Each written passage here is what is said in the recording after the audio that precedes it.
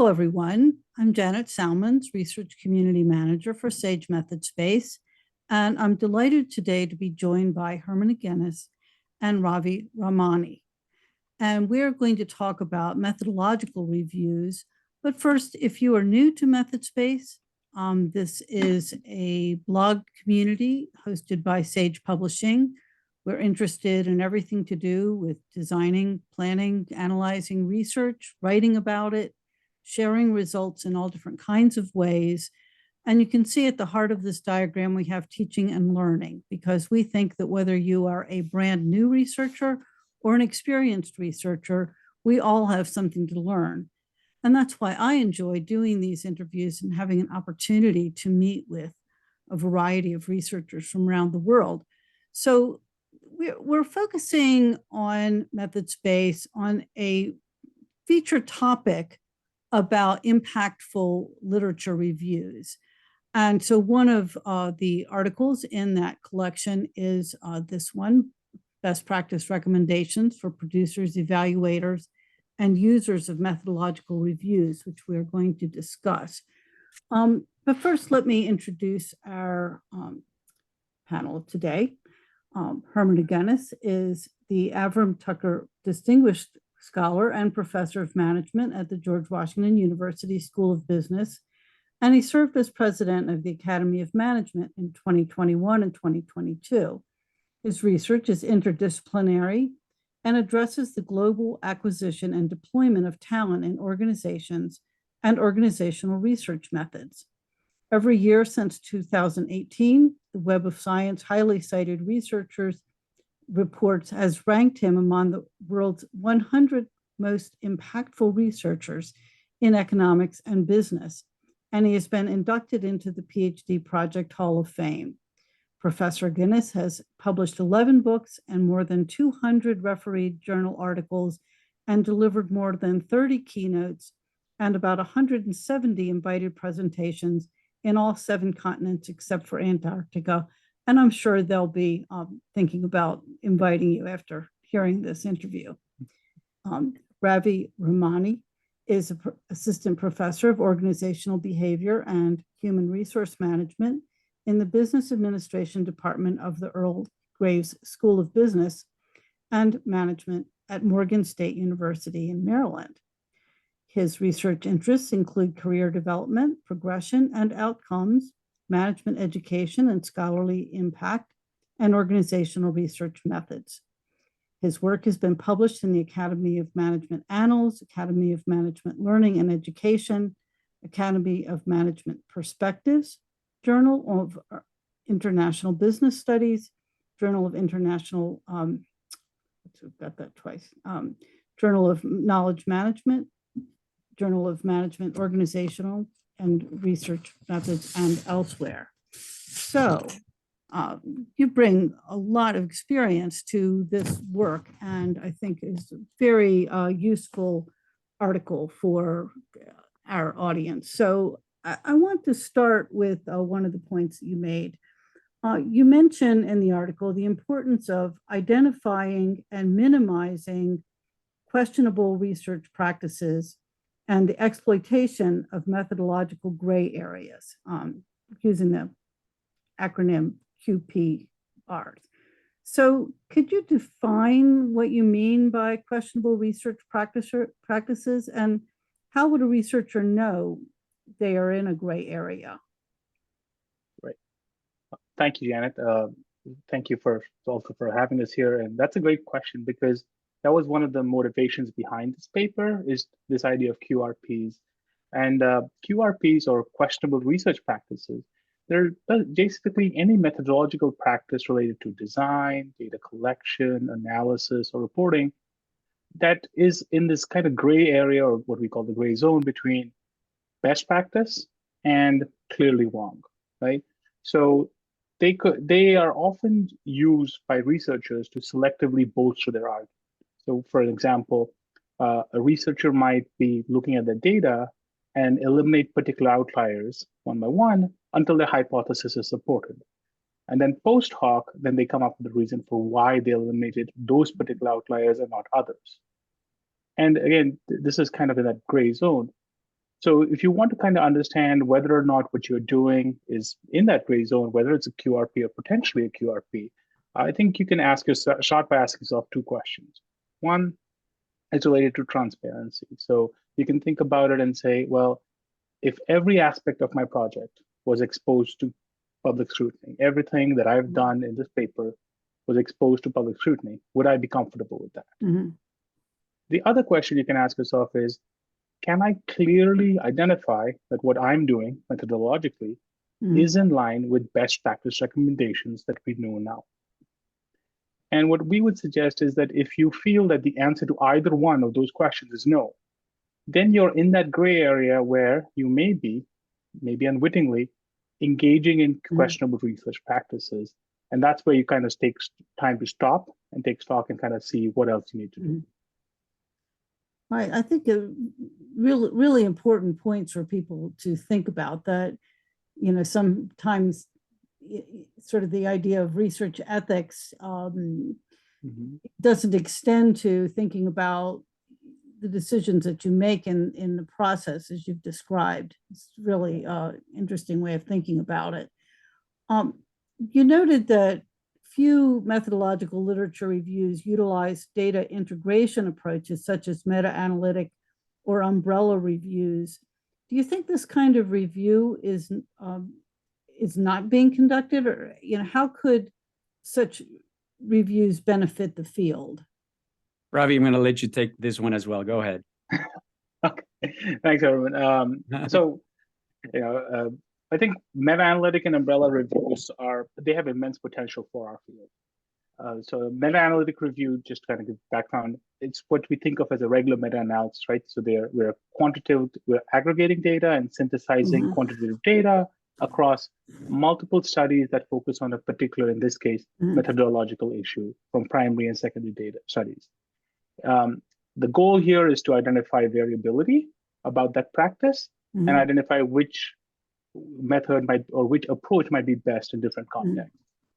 An umbrella review, in contrast, is a review of reviews. So this is looking at previous reviews only that have been done and saying, what are similarities, what are potential contradictions, how do we resolve them, and identifying the one best way. So if you think about them, kind of the meta-analytic review is really useful when you have what I kind of think of as the horses for courses approach, right? It's the same issue, but in a different context, a researcher the best practice might be to use one way, and in a different context, there's a different way. An umbrella review is one size fits all, right? This is the best way based on everything we know now, and this is what you should do.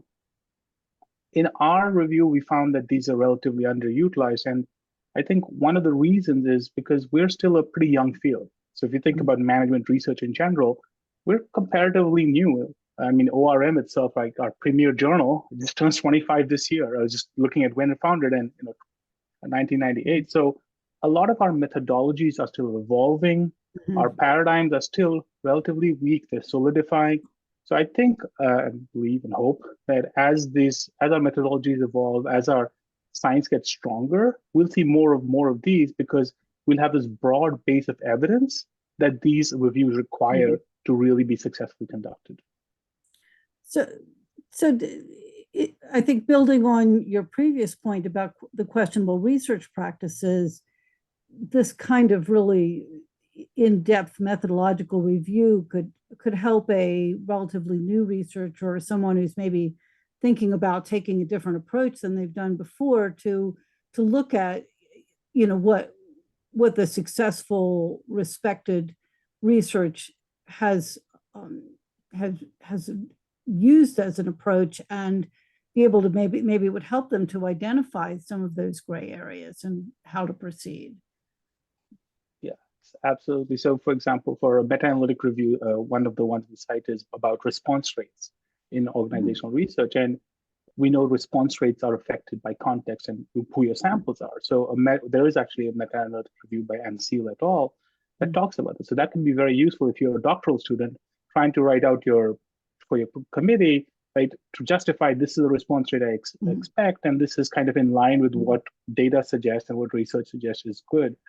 And then we have another one, not to toot our own horn, that we cite, the umbrella review that Herman and I co-authored with one of our colleagues about methodological transparency, right? How clearly are decisions reported in management research? And we looked at, now I'm blanking on how many different reviews we looked at, but there's a lot of different reviews and we synthesized that. So in this case, we're really looking at that. And again, for a researcher who's starting out, or even sometimes experienced researchers, right, who are trying a new method or maybe returning to a different area, this can be helpful and say, well, this is where the science is, and this is the best way to discuss outliers or use control variables or report, use p-values or not use p-values.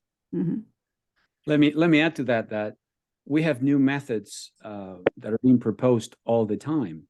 In fact, we have entire journals devoted to new methods. Organizational research methods is one, psychological methods is another one.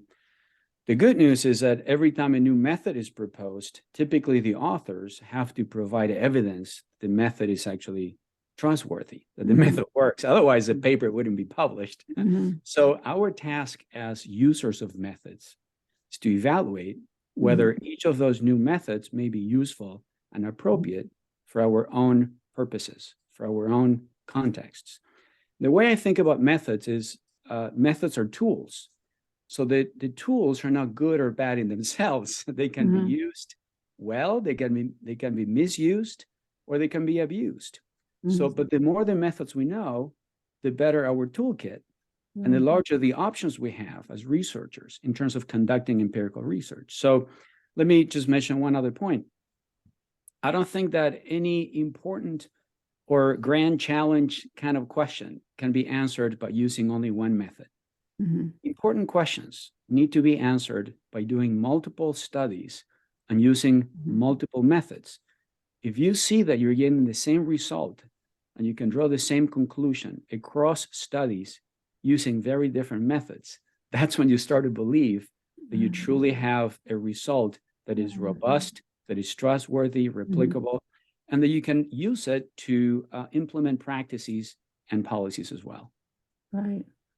Really excellent points that I think will be useful to our readers and help them to, see the value of what you've written about in this article. So another statement from the article I'd like to dig into a little bit. I agree with you that, technological changes and the availability of different kinds of data means that researchers need to expand their toolkits on an ongoing basis. Kind of, as you've said, the more you understand, for one thing, the more kinds of literature you'll understand, as well as having different options for, what you're going to research. But, that said, it seems to me that, given the, what we're talking about, that, the value of learning different kinds of approaches so that you can study something from a variety of perspectives, that it seems like sometimes in journal articles, the explanations of the method sections are not, really adequate. So do you think that the need for skills development means journals should allow more space for more discussion of the methods used, or should reviewers ask writers to explain more clearly what they've done? What do you think would be beneficial? Ravi, shall I take this one as well? Yes, please. Okay, so great question, Janet. And I'd like to read history. And if you think about other scientific fields that are much older than management or social sciences in general, the methods in those fields are quite standardized. So they don't need to use so much journal space to explain what they did, because everybody knows what they did. For example, let me think about one example. Chemistry, for example, in chemistry, you just mentioned the method you used, and the readers know. For example, let's say gravimetric analysis. That's a very standardized method that is used to determine the amount of water in a hydrate. And by heating it, and then you calculate the weight of the water that was lost. Another classic method used in chemistry all the time is volumetric analysis, also known as titration. So if you're writing a paper in chemistry, you just say, I use titration. And you don't have to write 3 pages about the method, because like we do in our papers in management and the social sciences, in our fields, because our fields are much younger, methods are more idiosyncratic. For example, one of the most common methods used in social science research is the interview. All the interviews are different. Every paper, and also within papers, the interviews are different. For example, the questions may not be the same. The length of the interviews may not be the same. The interactions with the people being interviewed may be different. Some may be warmer, some may be colder. So in our papers, we need to explain all the details for readers to understand what we did, how we did it, and also for research to be able to replicate in the future. So if I had a crystal ball and you asked me to predict the future, I would say that in the future, as management and social science research becomes more mature, we will need less space in our journals to describe what we did, because the procedures will be much more standardized and known by everyone. But to putting this point together with the questionable research practice issue, and wanting to be clear, in the articles that you write, that you are using sound practices, the ability to explain those clearly would seem like an important skill set to have, and also put some impetus for reviewers and editors to give feedback to people around those parts of the study that don't just kind of breeze through that. We need to know, how did you do this? Why did you choose to do it that way? So your article offers recommendations for producers, evaluators, and users of methodological reviews, which suggests a broad need for improvement. So what benefits do you see in a best case scenario, if your recommendations are adopted? So perhaps, just mention a couple of those recommendations that you have for, people who are both creating and using these kinds of reviews, and, how might those help to improve the state of the field? So I think 2 parts. So, well, at least what I think of it, right? Methodology can be challenging. It can sometimes even be daunting, right? Depending on who you are and how long you've been in the field and what you're doing, what data pieces are you doing. So when you say our hope, our best kind of case scenario, so we say producers, evaluators, users. So for producers, we're talking about folks who are writing reviews, who are looking at methodological reviews. And because methodology can sometimes seem daunting, perhaps a lot of people feel that they can't participate in this process. So our hope would be that as people read our review, they see that, well, this is a standardized process, right? It's not necessarily paint by numbers, but there is a process that you can use to produce these reviews. It's a systematic, replicable process that you can use. And then if somebody has been using a particular method for a while, they've kind of gained some expertise in it, even if they don't think of themselves as a methodologist per se, they might be encouraged to write a review, right? I've seen this, and like Herman said, we're reading reviews and or papers, and we're not sure if what they did is right. Hey, I could maybe write this review. So I think that will be useful. That's our hope, is that these papers stimulate more methodological research reviews, which are very important for our field to kind of disseminate these best practices. For evaluators, right, we're talking about reviewers and editors, and these folks are are likely methodological experts already. So they already have deep knowledge about these particular practices. And for them, what we're hoping is that they'll use our recommendations and checklists to kind of evaluate the submissions they receive and provide feedback that will make the review itself more accessible for substantive researchers. So again, the experts themselves have all the knowledge they need, but that review needs to speak broadly to substantive researchers who maybe don't have that in-depth knowledge. So how do we clearly communicate pieces of information? How do we provide examples. So those are some of the things that we hope evaluators can use from our review. And also, we've talked quite a bit about QRPs, but this idea that as the review was produced, was the review produced free of, or at least minimizing QRPs in the production? So evaluators, we think, or we hope, would be able to use that piece. And then finally, for users, I think that's so we talked a little bit about doctoral students, or even people who are teaching doctoral students. So, we look at literature and we're trying to teach, or as a doctoral student, you're trying to understand, what can you trust? You have to build up that idea. Is this, are the results reviewable? Are these trustworthy? Can I really, or should I really add this to my base of knowledge?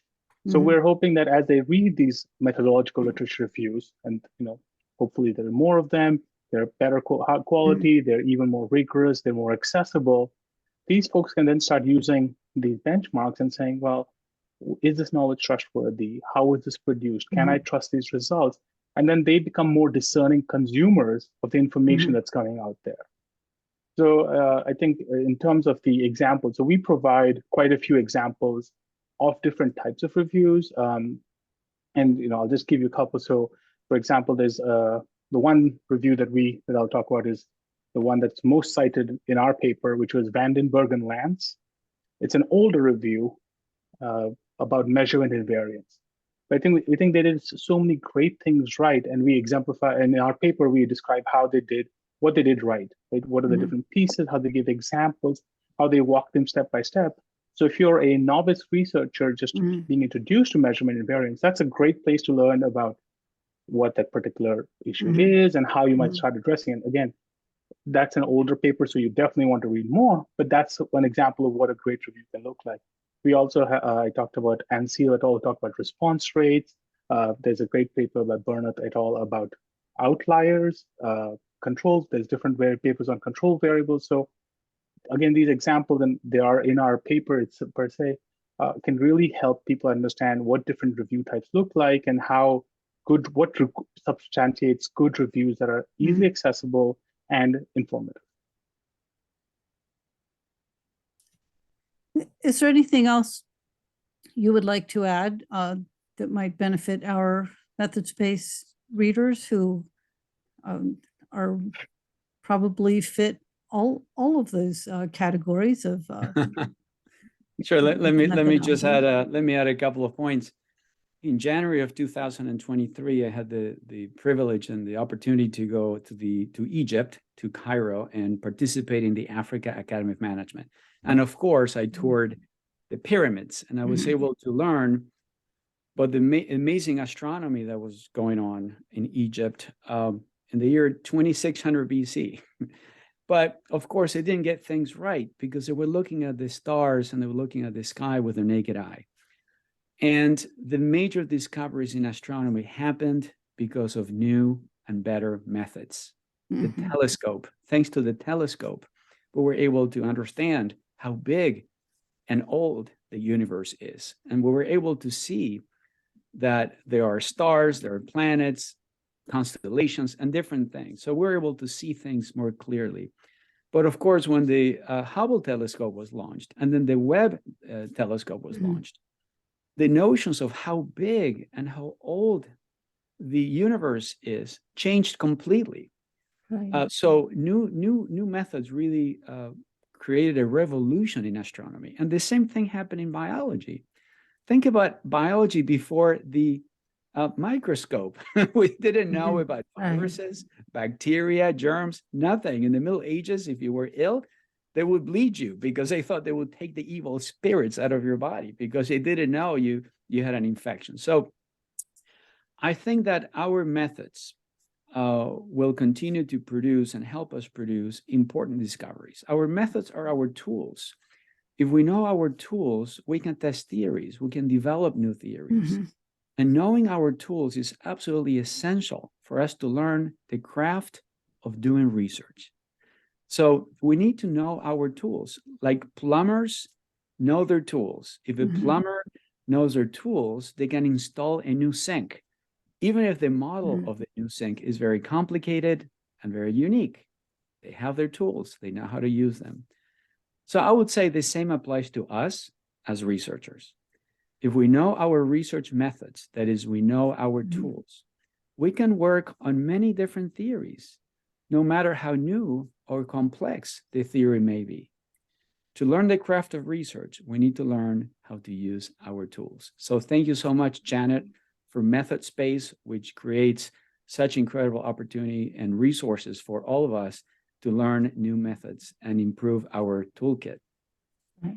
Well, thank you for joining and for sharing this really valuable and thought-provoking article. I think it will be very interesting to variety of readers and helping to both ground in respected, tried and true methods, but also, as you say, to be open to new approaches that can really help us to develop the knowledge that we need. So Thank you. Thank you.